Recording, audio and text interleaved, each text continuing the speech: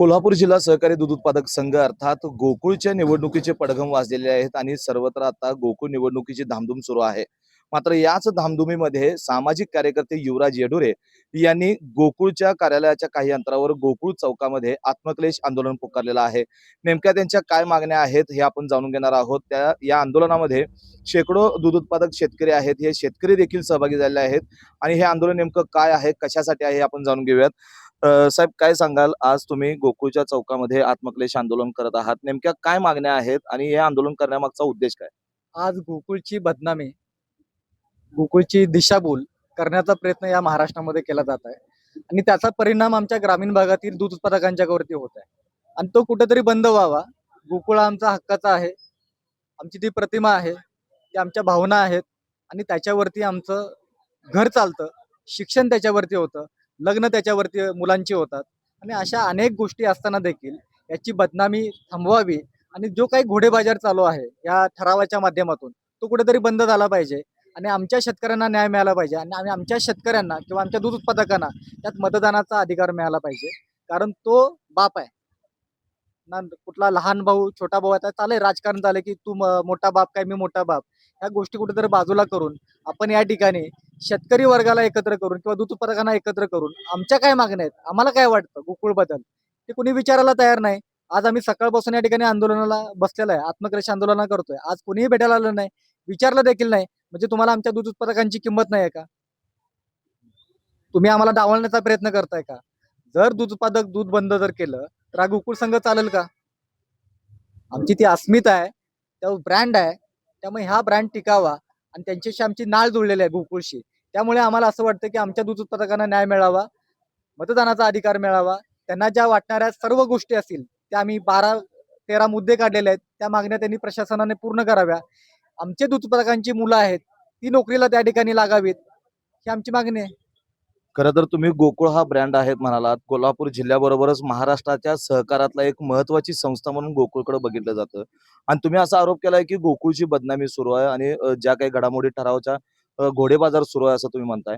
नेमक्या कशा प्रकारे गोकुळची बदनामी संपूर्ण महाराष्ट्रामध्ये होत असते तुम्हाला दिसते? तुम्हाला माहिती आहे, कुठलाही राजकीय पक्ष असू दे किंवा व्यक्तिगत असू दे, एखाद्या ज्यावेळी बदनामी होते त्यावेळी तो माणूस संपुष्टात म्हणजे संपला जातो. तसंच गोकुळवरती महाराष्ट्रामधून जे काही राजकारण सुरू आहे किंवा जे काही आरोप चालू आहेत, प्रत्यारोप चालू आहेत, याच्यातून गोकुळ बंद करायचं आहे का? आणि बाकीच्या इतर संस्था या ठिकाणी आणायच्या आहेत का? काही कंपन्यांचे ब्रँड या ठिकाणी आणायचे आहेत का? आणि याच्यामुळे गोकुळवरती तो परिणाम होणार आहे, आमच्या दूध उत्पादकांच्यावरती परिणाम होणार आहे. हे कुठेतरी बंद व्हायला पाहिजे आणि हीच मागणी घेऊन आम्ही या ठिकाणी उतरलेलो आहोत. आणि घोडेबाजार बघायला गेलं तर ठरावामध्ये सुद्धा पैसे घेतले जातात. कुणी येतं संस्थेमध्ये जातं, इतके पैशाची मागणी सांगितली जाते की आम्ही एवढे देतो, कोण म्हणतं एवढे देतो. आणि ह्या गोष्टीमुळं हे ठरावधारक जे आहेत ते विकले जात आहेत का? मग आमच्या दूध उत्पादकांना काय वाटतं, कुणाला निवडून द्यावं असं वाटतं? मग ते ठराव कोणाच्याही हातामध्ये जाणार, गोकुळ कुणाच्याही हातामध्ये जाणार, कोण निर्णय घेणार आहेत?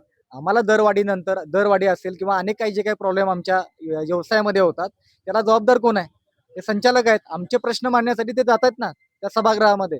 मग ते प्रश्न मांडणारे लोक जर आमची नसतील तर उपयोग काय? आता तुम्ही संपूर्ण राजकीय परिस्थिती जर बघितली तर गोकुळसाठी गोकुळची निवडणूक आता लागलेली आहे आणि त्या सगळ्या घडामोडी सुरू आहेत आणि या सगळ्या ह्याच्यामध्ये प्रस्थापित असतील किंवा विरोधक असतील, यांच्याकडून गोकुळच्या उन्नतीसाठी काही बोललं जाते का किंवा काही तशा भूमिका घेतल्या जातात असं तुम्हाला दिसतंय का? 100% घेतल्या जात नाहीत. मी ठामपणे सांगू शकतोय. तुम्ही कुठलेही न्यूज चॅनलचे व्हिडिओ असतील, त्यांचे स्टेटमेंट बघा.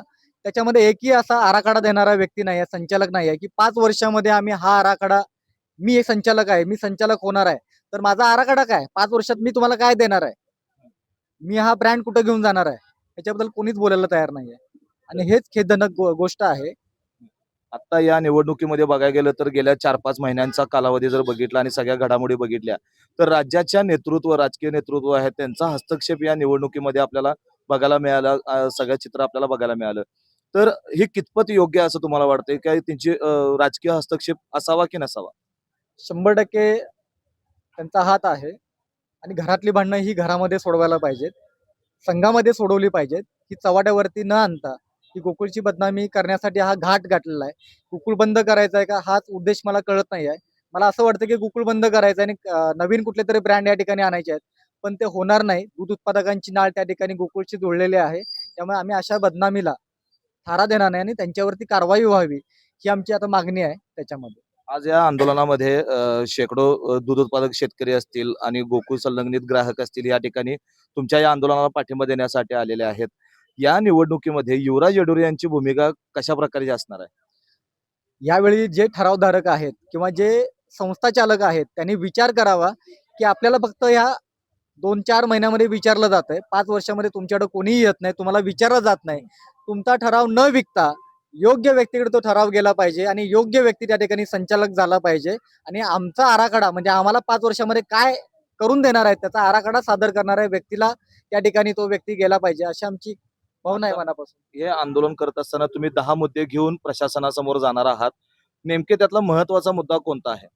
महत्वाचा मुद्दा हाच आहे की आमच्या शेतकरी वर्गाला जो काही न्याय मिळत नाही दुधाच्या दरवाढी संदर्भात असू दे किंवा जो व्यवसाय करतात त्या व्यवसायामध्ये काहीतरी नफा झाला पाहिजे. तो नफा होत नाही आहे. आज गोकुळ संघ नफ्यामध्ये आहे, पण आमचा दूध उत्पादक कुठे आहे?